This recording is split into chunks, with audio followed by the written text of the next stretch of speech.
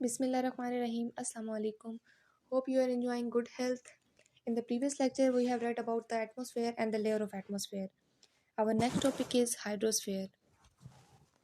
Hydrosphere is the total amount of water on a planet. Hydrosphere हमारी planet में मौजूद तमाम वाटर बॉडीज़ हाइड्रोस्फेयर में इंक्लूड होती हैं.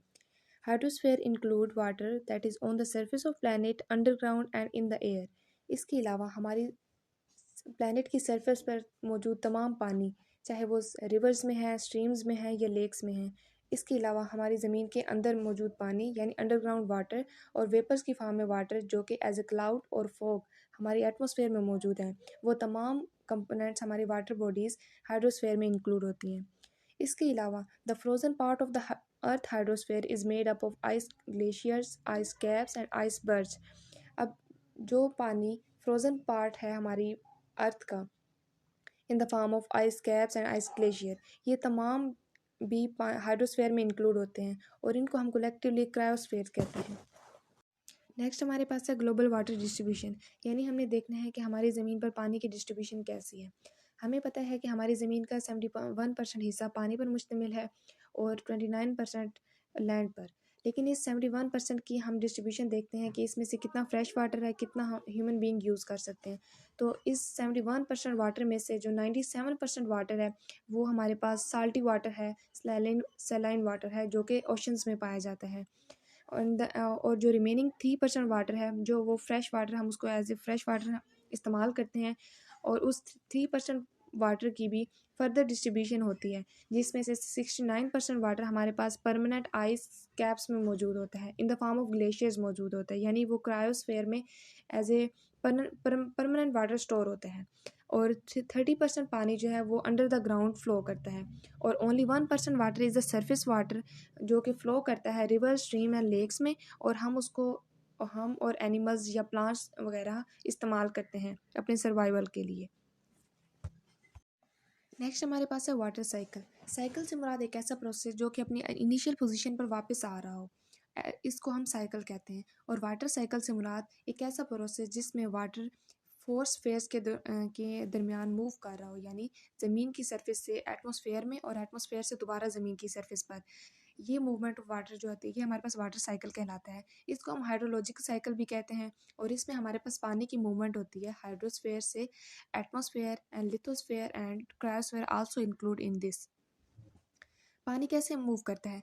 जब पानी वेपर्स की फॉर्म में कलेक्ट होता है क्लाउड्स में, तो वहाँ से फिर रेन होती है या फिर स्नो होती है.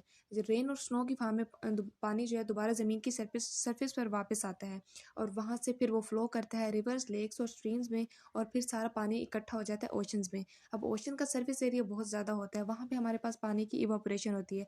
जब सन की रेज ओशन वाटर्स के ऊपर पड़ती हैं तो टेम्परेचर हाई हो जाता है, और जिसके रिजल्ट में जो वाटर वेपर्स हैं, वाटर्स के मॉलिक्यूल्स हैं, वो कन्वर्ट हो जाते हैं वेपर्स में. तो जब वाटर के मॉलिक्यूल्स वेपर्स में कन्वर्ट होते हैं तो वो एटमॉस्फेयर में मौजूद पार्टिकुलेट मैटर के साथ मिल जाते हैं, और वहाँ पे फिर वो मिलकर एक कुछ स्मॉल ड्रॉपलेट्स बना देते हैं जो कि सस्पेंड हो जाते हैं एयर में इन द फॉर्म ऑफ फॉग या फिर इन द फॉर्म ऑफ क्लाउड्स. तो फिर वहाँ पे क्लाउड्स में फिर दोबारा से प्रेसिपिटेशन होती है, और फिर बारिश या फिर बर्फ़बारी की सूरत में पानी जो है दोबारा ज़मीन की सरफेस पर वापस आ जाता है, और फिर दोबारा से ये पूरा साइकिल कंटिन्यू हो जाता है. और ये साइकिल एक ऐसा साइकिल है जिसकी ना कोई बिगनिंग है ना ही कोई एंड है.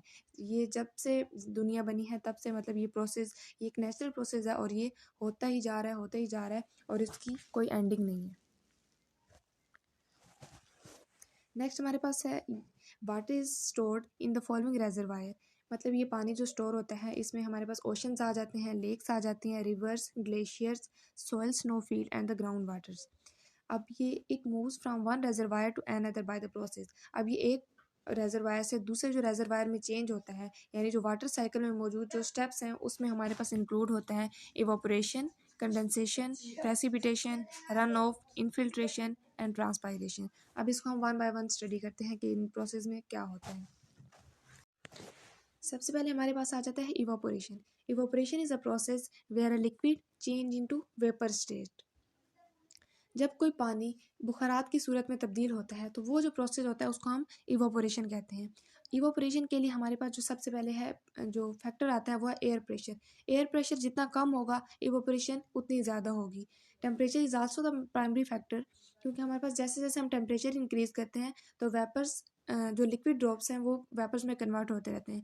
इसकी हम मिसाल लेते हैं कि जब हम पानी को बॉयल करते हैं तो जब हम टेम्परेचर इंक्रीज़ करें तो जो ज़्यादा से ज़्यादा ड्रॉपलेट्स जो हैं वो वेपर्स में चेंज होने लग जाते हैं। तो जो हमारे पास टेम्परेचर है ये भी प्राइमरी फैक्टर है। और during the water cycle, some of the water in the oceans and freshwater bodies such as lakes and rivers is warmed by the sun and evaporate. इसके अलावा जो टेम्परेचर का जो मेन सप्लायर है वो हमारे पास सन है। अब ओशन की सरफेस पर या जितनी भी वाटर बॉडीज़ हैं उनकी सरफेस पर जब सन की रेज पड़ती हैं तो फिर वहाँ पे टेम्परेचर जो है इंक्रीज़ हो जाता है और फिर वहाँ पे इवापोरेशन स्टार्ट हो जाती है। तो ये हमारे पास था सबसे पहला प्रोसेस इवापोरेशन। नेक्स्ट हमारे पास आ जाता है कंडेंसेशन। कंडेंसेशन का जो प्रोसेस है वो इवापोरेशन की बिल्कुल ऑपोजिट है। यानी इवापोरेशन में हमारे पास लिक्विड चेंज होता है वेपर्स की फॉर्म में, लेकिन कंडेंसेशन में हमारे पास गैस जो है यानी जो वेपर्स हैं वो चेंज हो जाते हैं लिक्विड की फॉर्म में। जब यहाँ ज़मीन की सरफेस से मॉलिक्यूल्स वेपर्स में चेंज होते रहते हैं तो जब वो डिस्टेंस कवर करते हैं तो उनका जो टेम्परेचर है वो कम हो जाता है। जब उनका टेम्परेचर कम हो जाता है तो वो कंडेंस हो जाते हैं यानी वो ड्रॉपलेट्स की फॉर्म में चेंज हो जाते हैं और इतने छोटे ड्रॉपलेट्स होते हैं कि वो सस्पेंड हो जाते हैं हमारी एयर में। तो वो जो ड्रॉपलेट्स हैं उनको हम एज ए फोग या फिर हम एज ए क्लाउड वो फिर हमारी सरफेस हमारे एटमॉस्फेयर में मौजूद होते हैं। तो ये जो प्रोसेस है जिसमें हमारे पास गैस के मॉलिक्यूल्स या वेपर्स जो है लिक्विड फॉर्म में चेंज हो रहे होते हैं तो इनको हम कंडेंसेशन कहते हैं। और ये इसमें हमारे पास क्लाउड फॉर्मेशन या फिर फोग फॉर्मेशन इन्वॉल्व होती है।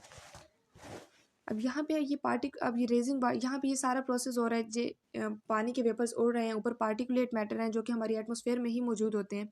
तो जब ये वाटर वेपर्स इन पार्टिकुलेट के साथ मिलते हैं तो ये कंडेंस हो जाते हैं और as a result cloud formation हो जाती है।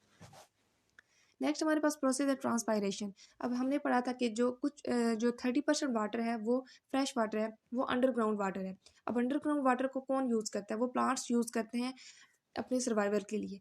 तो जब रूट्स प्लांट पानी को ऑब्जर्व करती हैं और पानी स्टेम से होता हुआ लीव्स तक जाता है तो लीव्स में हमें पता है स्टोमेटा मौजूद होता है जो कि रेगुलरली ओपन और क्लोज होता रहता है। तो जब स्टोमेटा ओपन होता है तो वाटर जो सोक किया होता है उन्होंने प्लांट ने ग्राउंड से वो इवापोरेट हो जाता है और वो हमारी एटमॉस्फेयर में ऐड हो रहा होता है। तो ये जो इवापोरेशन होती है प्लांट की सरफेस से या लीव्स की सरफेस से उसको हम ट्रांसपायरेशन कहते हैं। और इसके रिजल्ट में हमारे पास कूलिंग इफेक्ट प्रोड्यूस होता है। हमारे पास जो इवापोरेशन एक प्रोसेस है और एक ट्रांसपायरेशन प्रोसेस है, इन दोनों के रिजल्ट में हमारे पास कूलिंग इफेक्ट प्रोड्यूस होता है। इसी वजह से जब हम किसी प्लांटी एरियाज़ या फिर शेडी एरियाज़ के पास से गुजरें तो हमें कूलिंग इफेक्ट महसूस होता है। वो इसी वजह से होता है कि वहाँ पर इवापोरेशन हो रही होती है, जो लीव्स जो हैं वाटर ऐड कर रहे होते हैं एटमोसफेयर में, एज ए रिजल्ट वहाँ का टेम्परेचर कम हो जाता है। नेक्स्ट हमारे पास है प्रेसिपिटेशन। प्रेसिपिटेशन एक ऐसा प्रोसेस है जिसमें तमाम फॉर्म्स ऑफ वाटर पार्टिकल जो हैं वो एटमॉस्फेयर से हमारी ग्राउंड की सरफेस तक आ जाते हैं। यानी हमने ये पढ़ा था इवोपरेशन में कि वेपर्स जो हैं लिक्विड जो है वेपर्स में कन्वर्ट होता है। कंडेंसेशन में फिर वही प्रोसेस उल्ट हो जाता है जिसमें जो सारे वेपर्स हैं वो छोटे छोटे ड्रॉपलेट्स में चेंज हो जाते हैं। जब वो छोटे छोटे ड्रॉपलेट्स में चेंज हो जाते हैं तो वो क्रिस्टल्स फॉर्मेशन बना देते हैं। जब क्रिस्टल फॉर्मेशन होती है तो वो ज़मीन की सरफेस पर वापस आ जाते हैं, तो in the form of rain और snow. So this process is called precipitation. Next हमारे पास है surface run off. Surface run off से मुराद जो पानी अब ज़मीन की सरफेस पर आता है तो कुछ पानी ज़मीन में एब्जॉर्ब हो जाता है और कुछ पानी फ्लो करने लग जाता है। अब जो पानी फ्लो करता है उसको हम सरफेस रन ऑफ कहते हैं और ये मेजर कंपोनेंट है वाटर साइकिल का, क्योंकि इससे फिर नेक्स्ट इवोपरेशन दोबारा से स्टार्ट होनी होती है। और इस सरफेस रन ऑफ तब होता है जब हमारे पास ग्राउंड सैचुरेटेड हो जाए, क्योंकि शुरू शुरू में पानी फ्लो नहीं करता। जब ज़मीन सैचुरेटेड हो जाती है, जज़ब करने की कैपेसिटी उसकी कम हो जाती है, तभी वो पानी फ्लो करना शुरू करता है ज़मीन की सरफेस पर।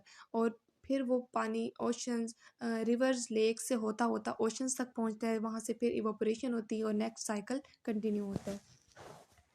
नेक्स्ट हमारे पास है इनफिल्ट्रेशन। इनफिल्ट्रेशन भी वही प्रोसेस है, ये बहुत इंपॉर्टेंट प्रोसेस है जिसमें हमारा जो रेन वाटर है वो सोक हो जाता है ग्राउंड में या फिर रॉक्स की लेयर में, अगर हम लिथोस्फेयर वगैरह की बात करें तो यहाँ पे जो पानी जज़्ब करती है ज़मीन, वो उसकी बात हो रही है। उस प्रोसेस को हम इनफिल्ट्रेशन कहते हैं। अब इसमें से कुछ पानी जो है वो स्प्रिंग की फॉर्म में यानी चश्मों की फॉर्म में दोबारा ज़मीन की सरफेस पर फ्लो करने लग जाता है, लेकिन कुछ पानी वो ज़मीन के अंदर ही रहता है, जिसको हम अंडरग्राउंड वाटर कहते हैं। लास्टली हम देख लेते हैं importance of water cycle. The water cycle involve the exchange of energy which led to temperature change. अब वाटर साइकिल के दौरान हमारे पास एनर्जी एक्सचेंज हो रही होती है, वो हम देखेंगे कैसे हो रही होती है, जो कि टेम्परेचर को चेंज करने में हेल्प आउट करती है। अब हमने सबसे पहला प्रोसेस पढ़ा था इवोपोरेशन का। इवोपोरेशन में हमारे पास इवोपोरेशन था और साथ ट्रांसपायरेशन था। इवोपोरेशन में हमने देखा था कि हम कूलिंग इफेक्ट प्रोड्यूस होता है। लाइक हमने एग्जांपल ली थी शेडी एरियाज़ की, तो वहाँ पे टेम्परेचर लोअर होता है।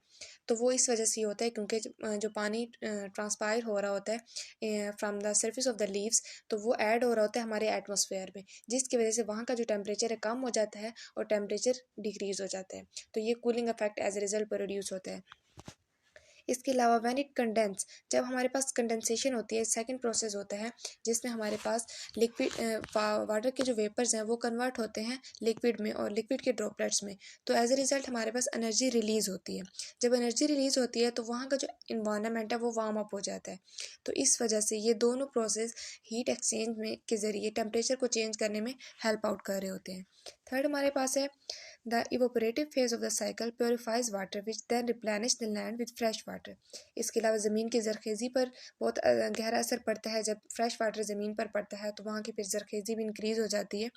It also involve in reshaping the geological feature of the earth through processes like erosion and sedimentation. जब हमारे पास रॉकी एरियाज़ की बात करें तो एक सरफेस पर जब एक रॉक पर बहुत ज़्यादा अरसे तक पानी पड़ता रहता है तो वहाँ पे जो रॉक की जो सरफेस है वो डिस्ट्रॉय होना शुरू हो जाती है, वहाँ पे इरोजन होना शुरू हो जाती है। तो जिसकी वजह से वो रॉक की जो लेयर है वो उतरना शुरू हो जाती है और फिर वो सरफेस वाटर के साथ फ्लो करती हुई रिवर, लेक्स वगैरह से होते हुए ओशन की डेप्थ तक पहुंच जाती है। तो वहाँ पे फिर ओशन की डेप्थ तक जब पहुँचती है तो वहाँ पे फिर वो एक और लेयर बना देती है, जिसको हम सेडिमेंटेशन प्रोसेस कहते हैं। तो यानी ये हमारे पास जो वाटर साइकिल है ये ज़मीन जियोलॉजिकल फीचर को भी रीशेप कर रहा होता है, मेंटेन कर रहा होता है, लेयर्स बन रही होती हैं इसकी वजह से। तो ये सारा इसमें आ जाता है। नेक्स्ट हमारे पास है it is also essential for maintenance of the most life and ecosystem on the planet. The water cycle provide water for our population, animals and plant. It also provide fish to eat. Aquatic life के लिए भी बहुत important होता है fresh water. So this is the importance of water cycle. और यहाँ पे हमारा ये topic close होता है. Hope all of you understand the topic. So thank you very much. Allah Hafiz.